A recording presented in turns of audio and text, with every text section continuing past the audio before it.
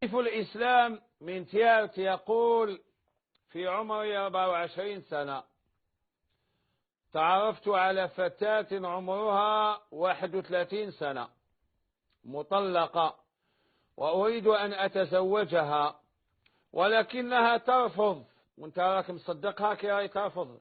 هذه كرف تاع الدلال باش تشوفك زعما ترفض، لأن على بالها باللي كل ما ترفض انت تزيد تتعلق بها وتتعلق بها.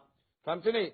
ماشي راهي ترفض هذا كرف زعما لا هذا كرف تاع وأريد أن أتزوجها ولكنها ترفض وتقول لي ابحث عن أخرى. شفت كيفاه؟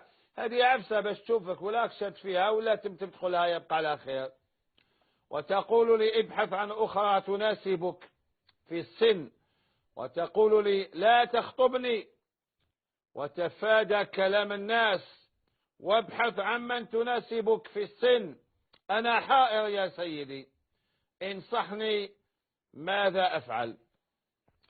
سيف الإسلام انتهت هاي لك النصيحة اللي نقدمها لك، ولكن أنا نقدمها لك أنت لازم تطبقها، ماشي تسمعها برك.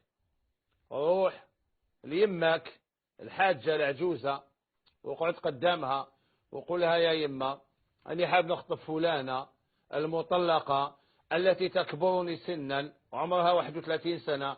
يا يما أنت قولي لي واش ندير، ما تخممش.